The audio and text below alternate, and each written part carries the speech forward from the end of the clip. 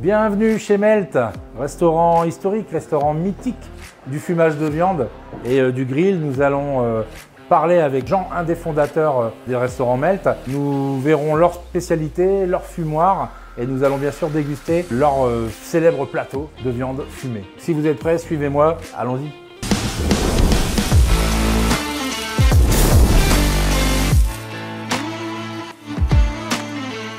Jean, bonjour. Mais bonjour à toi, comment tu vas? Bah bien, bien. Ça va? Merci de me recevoir ici, de nous recevoir ici. Tu es ici comme chez toi. Putain, ça c'est beau.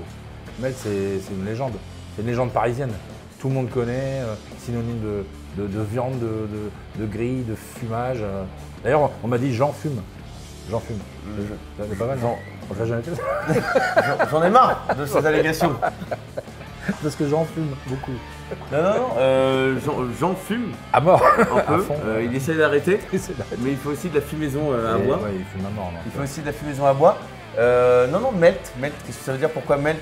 Melt parce que les viandes, à force de passer du temps dans le smoker entre 4 et 15 heures, vont devenir fondantes. En anglais, fondant, ça veut dire melt, melting your mouth. Et donc ça veut dire ça fond dans la bouche, c'est pour ça qu'on a décidé d'appeler le restaurant Melt. Voilà. Ici, c'est le premier restaurant À Oberkampf, historique. 74 rue de la Folie-Méricourt. Et donc, c'était il y a C'était il y a exactement 7 ans. déjà, d'accord. Donc, c'est le flagship, non? C'est le flagship, c'est là où on a passé nos nuits à dormir. Parce qu'en fait, le fumoir, au début, on ne savait pas comment le gérer et gérer ce qu'il demandait de nous. Donc en fait, ce qu'on faisait, c'est qu'on se relayait, on n'était que 3 associés. On était, en fait, on arrivait à 6h du mat et on partait à 4h du mat. Donc c'était génial. Et enfin, après, on se relayait, tu vois. Mais en fait, on avait vraiment des canapés où on dormait ici. Et j'avais même ramené ma meuf une fois parce que j'avais dit bon attends, on se finit à 4h du mat, je me relève à 8h, il faut que tu viennes et tout, si tu veux qu'on se voit. Elle était venue, on avait dormi sur des matelas gonflables. Parce qu'en fait, 15 heures de cuisson, c'est pas une blague, on fait fumer les viandes pendant 15 heures, jusqu'à 15 heures. Donc en fait, quand tu commences à cuire ta viande à 21h, si tu veux qu'elle soit prête le midi le lendemain, en fait, tu as la nuit devant toi. Donc tu as fait ton premier enfant ici, c'est ça? Il s'appelle Jean Melt. Il s'appelle, je ne dirais pas comment il s'appelle parce que je voudrais préserver son identité, mais il s'appelle Ganizat. Ça, je peux te l'assurer. C'est beau. Et donc ça, c'était il y a 7 ans. Ouais. Ça fonctionne bien tout de suite, non? Alors, on a eu la chance, on a mis du temps à ouvrir, enfin du temps, on a mis 2 ans à ouvrir parce qu'on n'avait pas d'argent personnel. On a ouvert et quand ça a ouvert, on avait fait de la com, on avait des trucs. On a eu de la chance, c'est qu'on a eu du fooding et très très bon. Ils sont venus la première semaine d'ouverture. On a eu Alexandre Camas qui était l'ancien directeur du fooding et Mina Soringiram qui est toujours la street foodista qui est très très bon, Sabina. On a vu avant qu'il passe, on a vu la semaine d'après et en fait on s'est fait dégommer. Tu vois. On s'est fait dégommer et à tel point que en fait assez rapidement on s'est dit il nous manque de la place. Et alors qu'on avait quand même 60 places assises à l'intérieur et l'extérieur n'existait pas encore parce qu'on n'avait pas encore les terrasses estivales à cause du Covid. Et donc on s'est assez rapidement concentré sur le deuxième site, c'est pour ça qu'on a fait plein de conneries parce qu'on n'aurait pas dû ouvrir ça aussi vite. Le deuxième c'était Batignolles. Batignolles, d'accord. Et qui était un gros bébé et on a fait plein de conneries et ça aurait pu nous planter quoi. D'accord. Vous l'avez encore ou... Ouais, on l'a encore. D'accord. Ouais. Donc vous avez ici Oberkampf, Batignolles, Cambronne, Rochechouart et Les Halles. Rochechouart, Les Halles. Rochechouart, c'est rue de Rochechouart, c'est près de chez moi. 76 rue de Rochechouart, voilà. C'est notre petit dernier né. Et c'est un délit, c'est ça? C'est un délit, donc en fait, c'est quoi un délit? C'est qu'en fait, on utilise toutes les viandes qui sont préparées chez Melt, donc qui sont fumées, et on les décline en sandwich. Donc on prend le brisket, le pulled pork, le bœuf. Tout est ramené là sur place. Tout est ramené, et en fait, on fait des sandwichs à base de ça, et le résultat est plutôt cool. J'ai testé, c'est très bon. T'as testé? Bon. Ah ouais. J'habite à côté. Est-ce que tu peux nous en dire un peu plus? Moi j'ai kiffé le poulet. Ouais. Et je crois que c'est celui que je préfère. Et alors moi je kiffe la salade de pommes de terre. Et ils en font et elle est super. Ok. C'est un bon rapport qualité-prix honnêtement. Ouais, t'étais satisfait? Ouais. Bah, écoute, il y avait du monde. Il y avait même du people. Voilà, donc le délit de Rochechouart qui est canon. Donc là ça fait pas mal d'ouverture. Pour fournir, tu disais vous avez un laboratoire? Alors, en fait, Cambronne, Oberkampf et Batignolles sont autosuffisants, entre guillemets. Ils ont un gros smoker qui leur permet d'approvisionner les restaurants, leur propre restaurant. Mais avec les délits, on a réussi à ouvrir un laboratoire donc, à Senlis, en Picardie, qui donc, centralise la production de cette nourriture. Cette nourriture, une fois qu'elle est prête, on l'envoie directement dans nos délits. Et une fois qu'elle est en délit, elle est directement découpée et servie aux clients. Donc jamais congelée. Et en tout cas, le résultat en tout cas, est le même que dans les restaurants. Et donc là-bas, vous avez mis quoi? Plusieurs meubles On a plusieurs smokers. Plusieurs, ouais. On a plusieurs smokers, on en a 3. Et l'idée, c'est de pouvoir vraiment faire une explosion au niveau de l'événementiel. Et on veut claquer le maximum d'événementiels, peu importe comment il soit plutôt du lourd, quoi. Enfin, plutôt des trucs pas... on peut très bien prendre un mariage. Non, on peut prendre un mariage de 60 personnes, on peut le prendre. Okay. Mais on est aussi chaud de claquer des gros événements. Donc voilà. Et après, ce modèle, le faire sortir de Paris et d'aller peut-être à Nantes, Bordeaux, Lille, Lyon, Marseille. Et de pouvoir... En franchise, alors, pour l'instant, c'est... Je ne me prononcerai pas sur cette question épineuse, mais par contre, je suis capable de vous répondre sur Excellente question. Excellente question. Excellente question. À voir, quoi. Mais non. Pour l'instant, tout est en propre. Non, mais par contre, pour l'instant, tout est en propre, mais l'idée, c'est vraiment de pouvoir exporter notre marque, parce qu'à un moment donné, c'est bien d'être à Paris, mais ça ne sert à rien d'ouvrir sur ouvrir. Et on a envie d'aller ailleurs en France. Et donc, du coup, on est prêt à aller à l'extérieur de Paris. Déjà pour commencer, les grandes villes, voir comment ça fonctionne. Tu parles d'un fumoir, c'est un demi-camion. C'est ça, c'est énorme. C'est un énorme camion. Surtout là, le petit que tu vois, enfin le petit, c'est notre petit premier qui s'appelle Chubby One. C'était le premier et qui a un SPK 500. Et maintenant, on passe sur des SPK 1400. Donc, la mesure, c'est 500 quoi, 1400 quoi? Rien, c'est juste le nom du modèle. C'est pas des mètres carrés. Non, c'est vraiment, il faut vraiment pas se baser là-dessus. Mais là, ce qui change, c'est la grandeur du bordel, quoi. C'est plus grand, c'est une capacité de production qui est plus intéressante et c'est tourner de façon plus... Vous avez une spécificité, vous, sur le bois utilisé? Oui, on bosse qu'avec du chêne. Donc du chêne, parce qu'en France, il y a pas mal de chêne.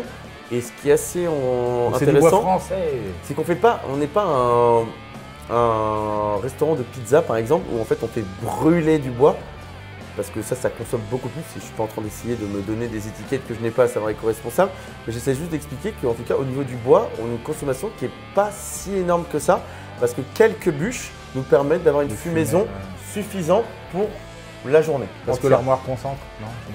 En fait, c'est juste que c'est pas de la fumaison en direct, c'est pas de la cuisson en direct avec de la chaleur en dessous comme tu avais. Oui, ça passe par des. Voilà, c'est la fumée qui va passer par une chambre différente. Et en fait, c'est la chaleur de la fumée qui va cuire les viandes. Donc, c'est pas une fumaison en direct, c'est une fumaison indirecte.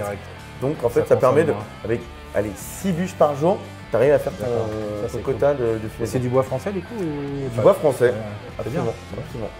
Là aujourd'hui on est en stabilisation sur 2024 parce qu'en fait on a fait beaucoup d'investissements en 2023.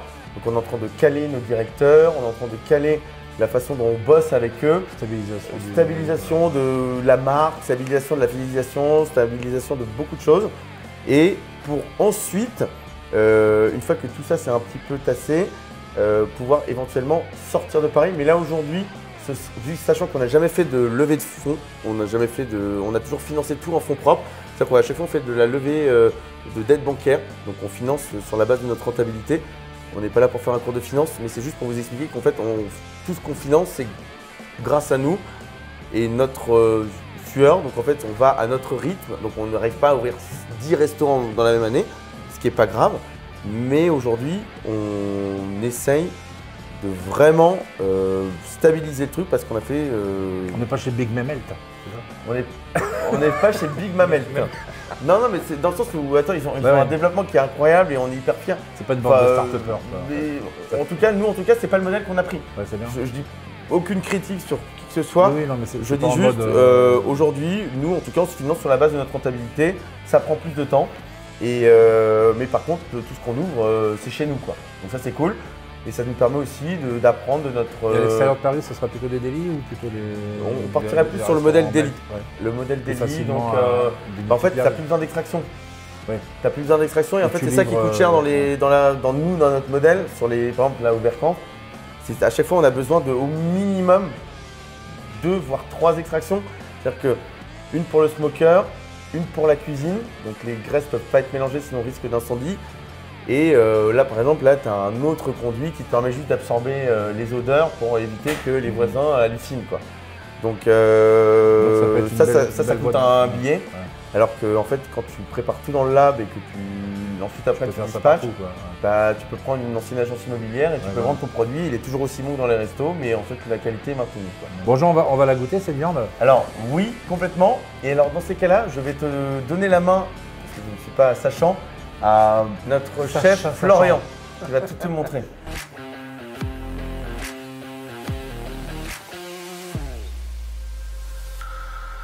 Bon Florian, nous on est là pour manger aussi. Et qu'est-ce que tu peux nous faire comme, je sais pas, le plateau best-seller de chez Melt? Alors le plateau best-seller, c'est par exemple la brisquette, qui est vraiment une viande emblématique de chez Melt. J'ai fumé pendant 15 heures au fumoir, voilà, c'est une viande de bœuf. C'est un gros morceau de poitrine. Un gros morceau de poitrine de bœuf. Voilà, ouais. Je peux vous faire un petit plateau type. Là on est vraiment sur une viande assez juteuse. Voilà, le plateau. Aussi, on a des ribs de porc. Des ribs de porc, donc c'est les petites côtes. Voilà. Wow, magnifique.